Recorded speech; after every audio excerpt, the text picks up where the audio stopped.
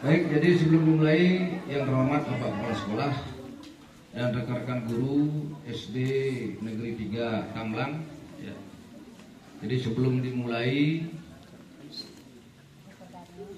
mari kita panjatkan puji syukur kepada Tuhan Yang Maha Esa atas rahmat beliau kita bisa berkumpul di pagi ini di SD Negeri 3 Tamlang, ya. Jadi yang terhormat sekali lagi Pak Kepala Sekolah dan rekan-rekan guru, Bapak Babinsa, Bapak Babin Kapdimas. Jadi karena waktunya, mohon maaf adik-adik ya, singkat, sebentar jam 9 Bapaknya harus sudah di depo lagi. Ya jam 9 ya sudah di depo. Jadi Bapak akan memberikan materi inti-intinya saja ya. Jadi sebelum dimulai mungkin lebih baik perkenalan dulu ya, karena kalau tidak kenal maka tak.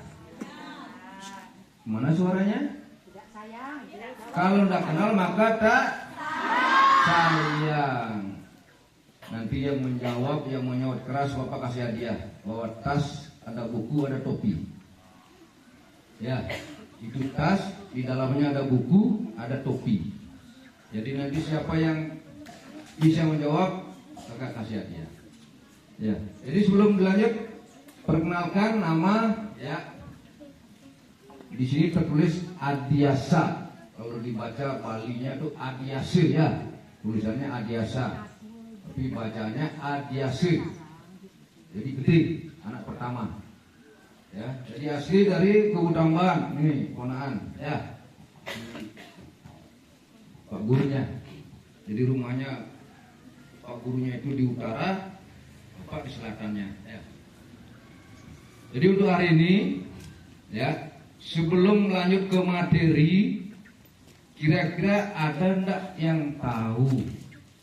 Ya, pernah dengar nak dongeng Ketimun Mas? Pernah. Siapa yang bisa cerita? Siapa yang bisa cerita? Karena ini ada kaitannya nanti cerita Ketimun Mas ini dengan bullying atau perundungan. Ya. Kenapa ada kaitannya? Nanti kakak jelasin. Kira-kira ada yang bisa ceritakan? Baik, kalau tidak ada jadi kakak ceritakan ya. Karena nanti ada kaitannya dengan materi yang kakak bawakan, yaitu bullying ya. Jadi anggap sajalah ini desa yang terpencil ya. Jadi di desa ini ada mama tua ya. Jadi setengah bayar.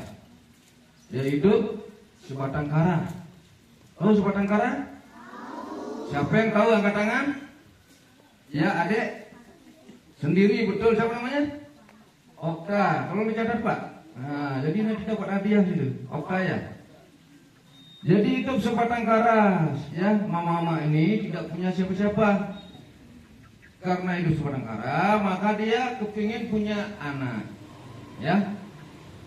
Punya anak, setiap hari dia berdoa. Tapi tidak berhasil.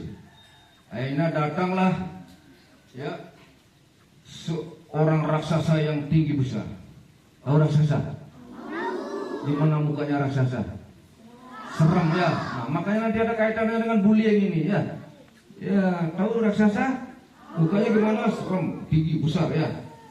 Akhirnya datanglah raksasa ini. Oh, datang perempuan yang mama tua. Hai mama tua. Nah, dia bilang itu. Kamu ingin punya anak, aku akan kasih sesuatu supaya kamu bisa mempunyai anak. Akhirnya mama tua ini menyanggupi ya. Ya, Tuan raksasa, tolong bantu saya supaya saya bisa punya anak. Raksasa menjawab, oh mama tua, saya akan membantu mama supaya bisa punya anak, tapi dengan syarat. Bila mana anak yang nanti lahir ini setelah berumur 17 tahun, maka kembalikan lagi lah kepada saya untuk menjadi santapan saya. Nah, siapa yang mau disantap? Ada yang mau? Tidak. Nah, terus siapa yang mau menyantap? Menyantap temannya? Hah? Adik-adik ada yang mau menyantap temannya? Tidak, nah itu makanya nanti ada kaitannya dengan bullying ini ya. Jadi kakak lanjut lagi ceritanya, sehingga dikasihlah mama tua ini biji mentimun ya, biji mentimun. Kemudian mama tua ini menanam biji mentimun tersebut ya. Setelah tumbuh subur biji mentimun kemudian berbuah ya, berbuah. Tapi dari sekian buah mentimun ada satu yang paling ganjil. Jadi yang aneh ya, buahnya itu warnanya kuning keemasan. Dan di antara buah-buah yang ada, dia yang paling besar. Sehingga mama tua ini memetik buah mentimun tersebut. Dengan hati-hati ya, biji buah mentimun itu dibelah. Ternyata di dalam buah mentimun itu ada anak gadis ya, kecil, bayi ya, bayi kecil di dalam buah mentimun tersebut. Nah, setelah mendapatkan bayi mungil di dalam mentimun, akhirnya mama tua itu merawat bayi tersebut dengan penuh kasih sayang. Ya, dengan penuh kasih sayang, dirawat ya, diberikan makan sehingga tumbuh besar. Tetapi dia was-was mama ini. Karena apa? Karena ingat dengan janjinya kepada si raksasa. Makanya mamanya ini bingung dia. Anak saya sudah besar, tapi nanti diambil lagi oleh raksasa. Akhirnya benar apa yang dipikirkan oleh mama ini. Datanglah raksasa itu. Woi mama, sekarang anaknya sudah umur 17 tahun. Maka dari itu sesuai dengan janji kita, kesepakatan kita, kembalikanlah anak itu kepada saya untuk saya santap. Nah, udah 17 tahun ini janji. Kalau orang janji kan tak boleh bohong ya, harus tepati ya. Tetapi karena kasihan dengan anaknya, dari kecil dipelihara sampai umur 17 tahun tuh, ya. Jadi punya anak satu-satunya lagi, sehingga dia kasihan. Kan tak mungkin anak serahkan begitu saja. Akhirnya mama ini menyampaikan kepada raksasa, ya Tuan raksasa, tolong kami kasih kesempatan dulu. Lagi 2 tahun baru kesini lagi. Karena sekarang masih kecil, dagingnya anak kami belum juga enak. Mungkin 2 tahun lagi dagingnya sudah akan lebih dewasa lagi, akan lebih enak lagi. Akhirnya raksasa menjawab, wah, oke lah kalau begitu. Saya sudah kepingin sekali makan dagingnya, tapi biar lebih enak lagi, saya tunggu 2 tahun lagi. Nah, begitu ceritanya, ya. Jadi dalam menunggu waktu 2 tahun, mama ini terus dia, ya, terus berdoa, berpikir, was-was, ya, takut anaknya diambil. Sehingga pada saat kebingungan, ya, mimpilah si mama ini didatangi oleh seorang tahu siapa yang datang di mimpinya mama ini? Bukan. Datanglah seorang petapa. Ya, di mimpinya mama ini datang seorang petapa.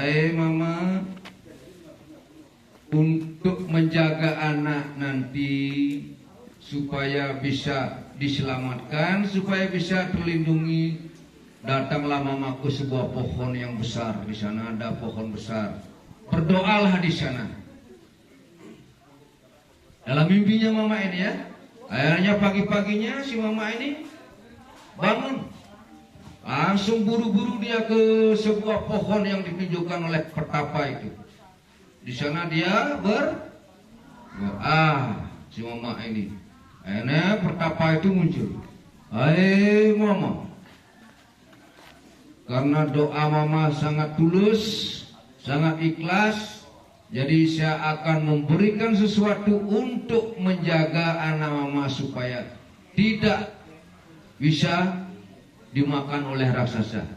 Supaya anak mama terlindungi, ini si 4 bungkusan kecil. Apa bungkusan yang dikasih? Ada yang tahu enggak? Ya? Siapa yang bisa menjawab? Ya, garam. Siapa namanya? Nana. Yang tadi jawab tadi siapa? Okta ya? Okta. Terus Nana ya, catat. Pak Budi catat. Kemudian 1 garam ya. Kemudian yang 3 lagi, siapa yang bisa menjawab? Yang sana. Apa? Ayo, selain garam. Apa? Hah? Cabai. Ya. Jadi dikasih 4 bungkusan. Yang pertama adalah biji mentimun. Kemudian yang kedua jarum. Yang ketiga garam, betul ya. Yang keempat terasi. Kalau bikin lodeh baru cabai, isi lengkap ya. Nah, jadi 4 bungkusan dikasih buku kecil-kecil ya. Yang pertama mentimun, jarum, garam, dan terasi. Nah, singkat cerita, setelah 2 tahun kemudian datang lagi raksasa ini. Wahai mama, sesuai dengan janjinya, ini sudah 2 tahun. Mana itu si ketimun mas? Karena anak tadi itu kan dikasih nama ketimun mas. Mana itu ketimun? Ayo serahkan samaku. Nah, melihat itu, karena mamanya kasihan anaknya, sehingga menyuruhlah anaknya lari ke lewat belakang. Ya, belakang rumahnya. Si raksasa ini karena saking kepiknya makan ketimun mas, dia lihat ketimun mas lari. Oh, ketimun mas, jangan kamu lari. Dikejarlah ketimun mas oleh si raksasa. Pada saat dikejar, akhirnya ketimun mas ini ingat dia yang di bungkusan yang dikasih oleh mamanya itu. Kemudian dia ambil 1 bungkusan, yaitu biji mentimun, kemudian dilemparkan biji mentimun tersebut ya. Jadi dengan seketikanya biji mentimun itu lepas sekali. Kemudian melilit kakinya si raksasa, dililit kakinya supaya tidak bisa lari. Tapi karena raksasa badannya besar ya, kuat, sehingga dia melepaskan diri. Dia kejar lagi ketimun mas ini ya. Jadi ketimun mas dikejar. Kemudian si ketimun mas ingat lagi dengan bingkisan yang banyak. Kemudian dia ambil bingkisan itu, kemudian dia lemparkan. Ya. Jadi dengan seketika jarum ini tumbuh menjadi bambu yang berduri. Ya, akhirnya si raksasa ini dia melawan itu, ya, melintasi bambu-bambu, kaki-kakinya kena duri bambu. Ya, tapi karena kepinginnya dengan si ketimun emas, dia paksa lari berdarah-darah. Ya, akhirnya bisa juga menangkap ketimun emas. Masih dikejar. Kemudian ketimun emas mengambil lagi bingkisan yang ketiga. Apa itu yang ketiga?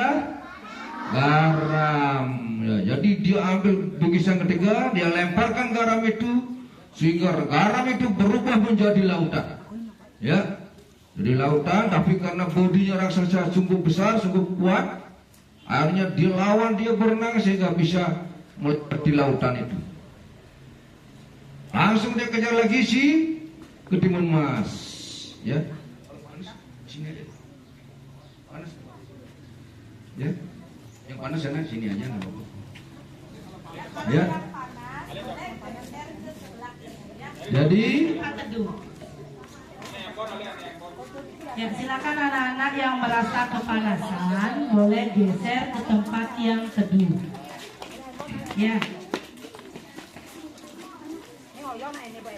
Yang sudah berada pada posisi nyaman, ya silakan diam dulu.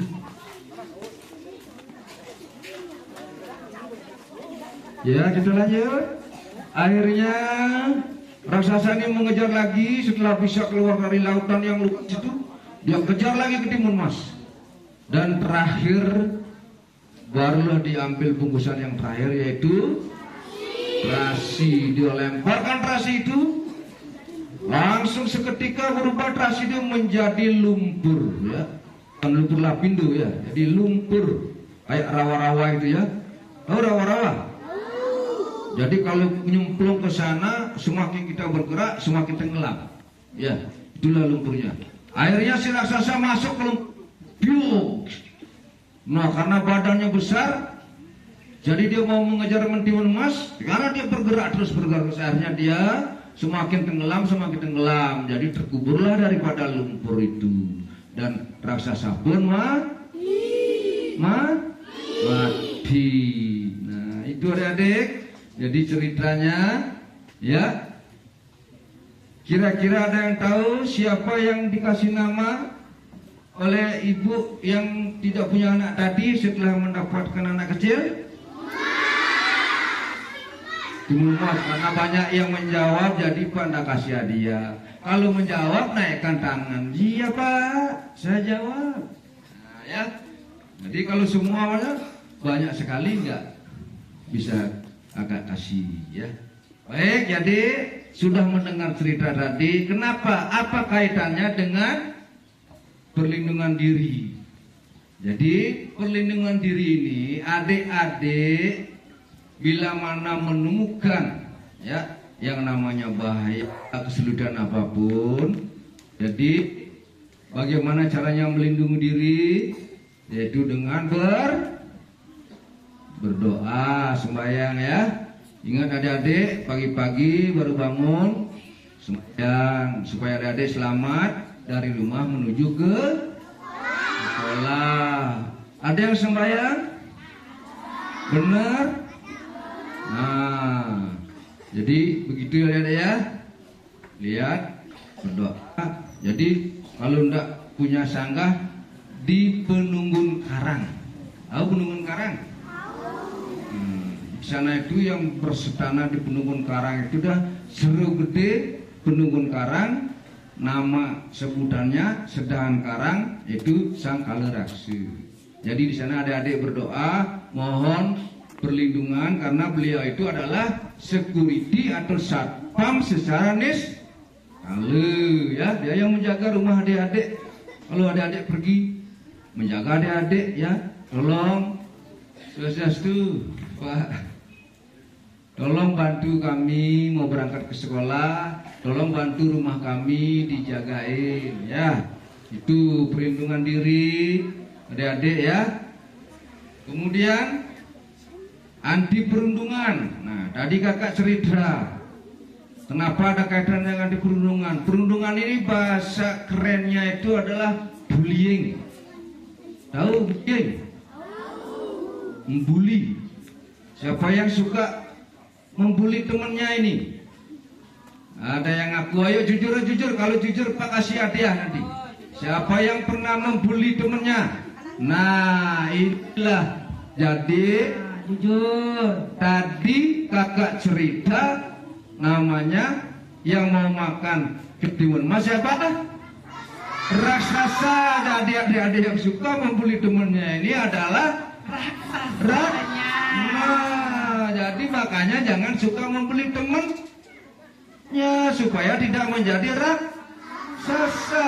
Karena dia sudah merasa kuat, merasa hebat sehingga temannya mau dimakan. Nah, itu ceritanya ketimun emas tadi, bukan tidak ada artinya, ya. Jadi karena dia merasa seperti raksasa, besar daripada temannya, lebih hebat daripada temannya, sehingga dia menyakiti temannya. Jadi itu perundungan ini adalah bahasa kerennya adalah bullying. Ya, pernah mendengar? Nah, bullying itu artinya, ya, suatu tindakan atau perbuatan, ya, baik itu kekerasan atau yang disebut dengan perundungan yang dilakukan dengan sengaja secara terus-menerus kepada orang lain. Itu artinya perundungan, bullying, ya. Jadi bahasnya bullying, ya. Jadi bullying itu suatu tindakan perbuatan, ya, kekerasan atau perundungan yang dilakukan secara sengaja, secara terus-menerus kepada orang lain disebut dengan ya katakan apa? Bullying. Ya betul. Siapa namanya? Napal. Nampar, jangan nampar, napal ya.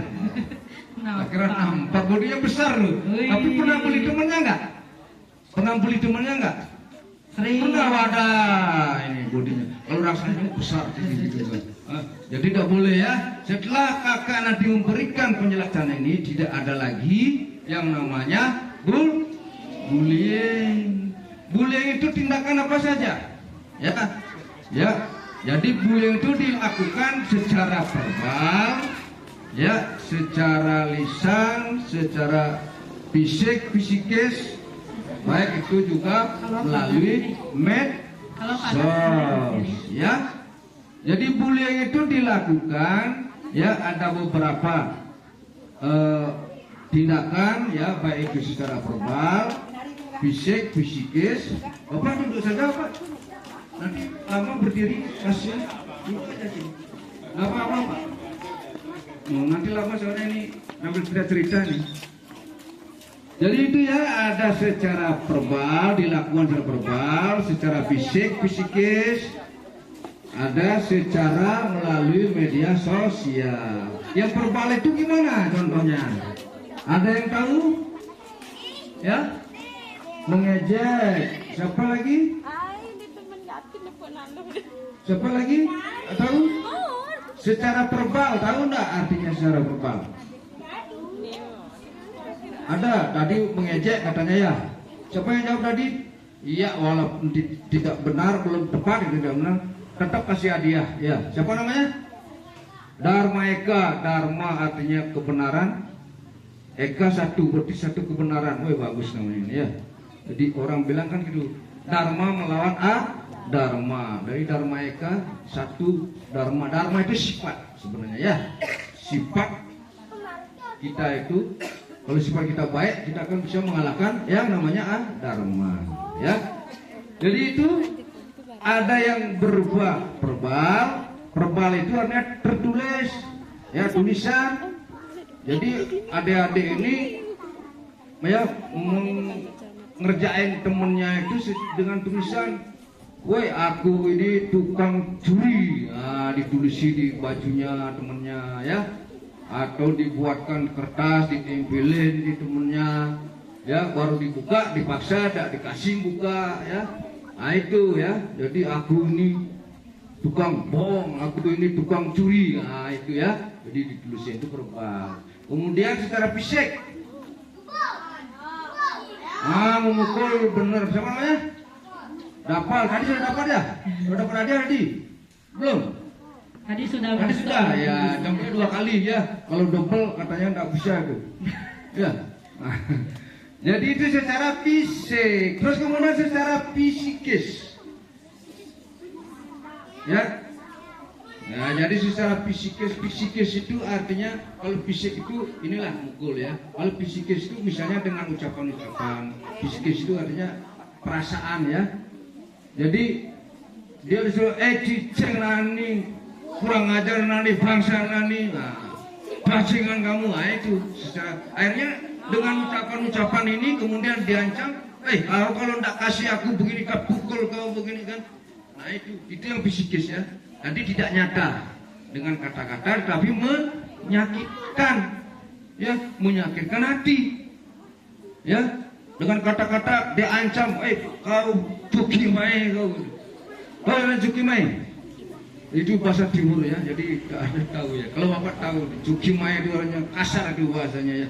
Jadi kalau di Timur bapaknya itu. Saya tahu Pak. Saya dari Timur juga. Dari Timur juga ya. Timur mana Bu? Dari Kupang. Oh dari Kupang, berarti tidak barat ya Bu ya? Nah dari barat karena dari Timur ya. Kupang ya. Jadi kalau Pak dulu di Timur-timurnya, sekarang udah lepas. Kalau ke sana udah pakai paspor lagi ya. Itu secara psikis. Jadi dengan ucapan-ucapan dengan ini, ya, tapi ucapannya itu menyakitkan hati, menyakitkan perasaan ya. Nah, kemudian secara media sosial. Ya, karena media sosial. Jadi sekarang dia unggah di Facebook, ya. Dia kerjanya disuruh foto yang macam-macam, kemudian diunggah di Facebook. Apa itu medsos? Ada yang tahu? Apa artinya medsos? Angkat tangan. Media sosial. Siapa namanya? Hah? Dika. Oh, Dika, keren Cika. Dika. Nah, itu ya. Itu beberapa jenis-jenis bullying atau perundungan yang dilakukan. Perundungan ini bisa dilakukan oleh perorangan, oleh kelompok, ya. Kalau perorangan dia sendiri karena merasa bahwa dia paling besar, paling kuat, sehingga dia kerjain temennya, dia pukul temennya, dia sakiti temennya, kemudian dia todong temennya. Hei, kau sini bawa bekalmu. Ada yang pernah enggak begitu cuma temennya? Ya, diambil uang bekal temennya, ada pernah? Jujur aja, jujur. Siapa yang pernah mengambil bekal-bekal temennya? Malah, siapa yang pernah melakukan? Siapa? Memalak teman. Nah, memalak itu ada.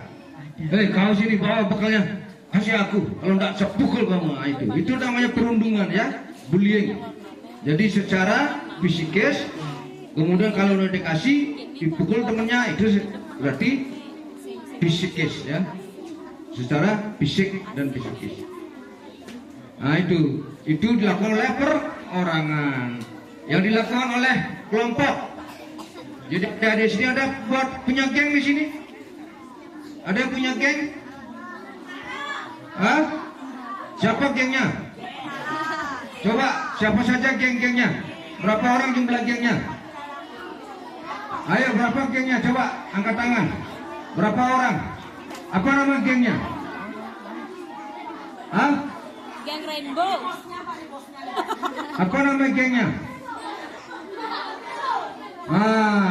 Saling dalih. Jadi mulai sekarang, ya, ingat Bapak sudah kasih penyuluhan tentang perundungan, ya.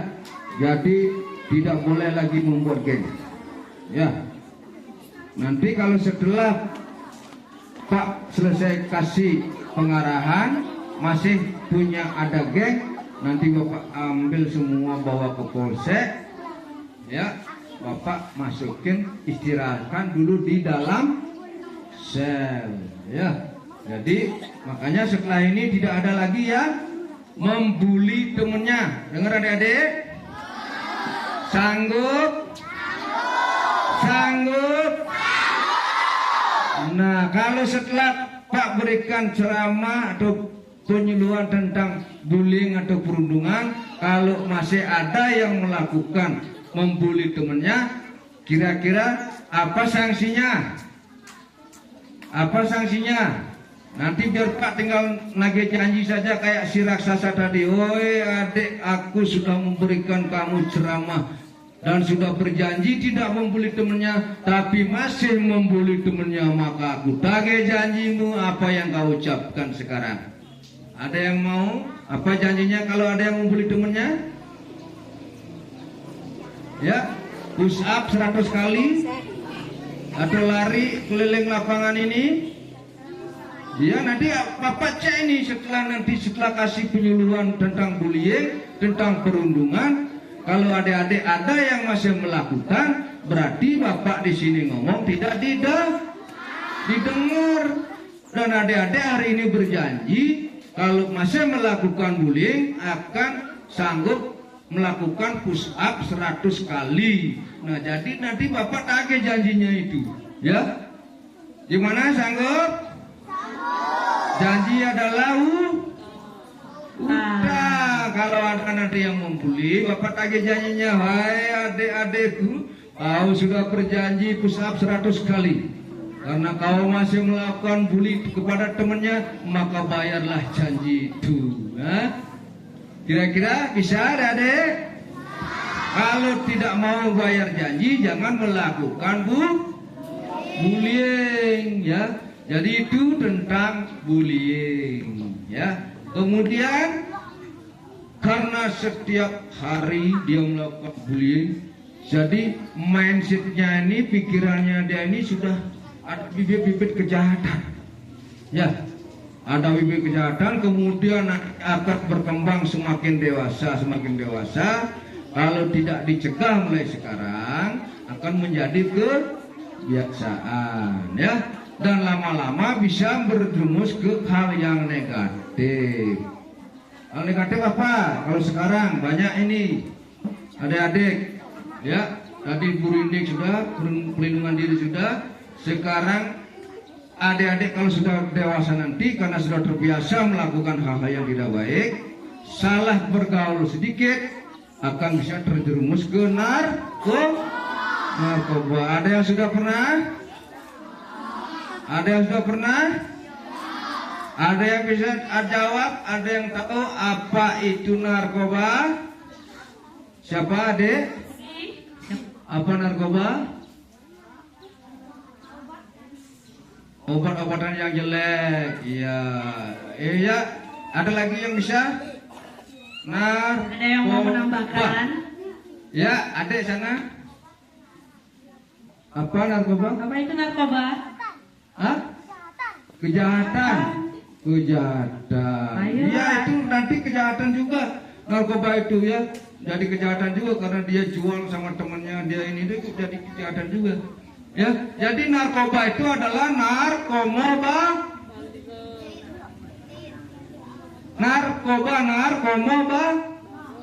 Anda ada yang menjawab.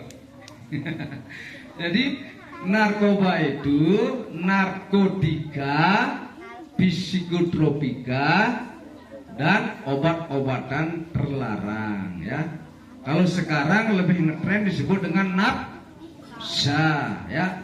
Narkoba, ya, narkotika dan zat adiktif lainnya, ya. Kalau dulu narkoba, ya, narkotika, psikotropika, dan obat-obatan lainnya, ya. Jadi yang berbahaya, ya.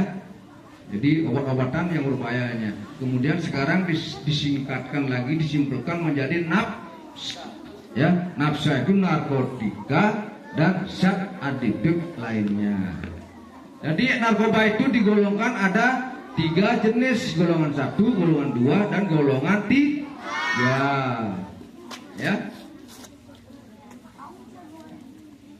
Gimana adik-adik? Panas?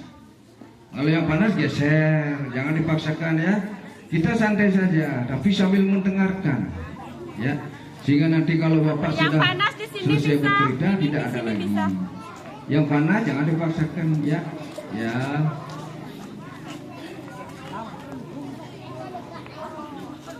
Kita lanjut lagi adik-adik. Jadi narkoba itu ada macam-macam, ya. Ada berbentuk daun, ada yang berbentuk obat, ada yang berbentuk kayak serbuk, ya. Jadi macam-macam bentuknya. Jadi adik-adik pada intinya, ya, nanti kalau ada orang yang tidak dikenal karena ada informasi, ya, ada berbentuk permen, ya, dalamnya itu ada dicurigai, ya, indikasi ada mengandung zat adiktif, ya. Jadi adik-adik nanti kalau pas pulang sekolah ketemu dengan orang yang tidak dikenal, kalau ditawarin sesuatu jangan langsung diterima, ya. Jadi jangan langsung diterima, lebih baik menghindar, ya. Siapa tahu nanti, ya.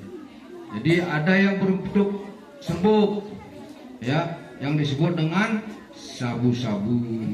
Tapi kalau sabu-sabu kita di Bali ini, kalau yang namanya sabu-sabu pagi-pagi itu enak. Tahu sabu-sabu pagi-pagi? Sarapan bubur, ya. Pagi-pagi mau ke sekolah adik-adik, boleh, ya, boleh makan sabu-sabu, ya. Tapi sarapan bubur, jangan sabu-sabu yang narkoba itu, ya. Karena ada sabu-sabu itu bentuknya seperti serbuk, Ya adik-adik ya, biar tahu aja. Kalau ada yang ngasih nanti, siapa tahu ada dulu ada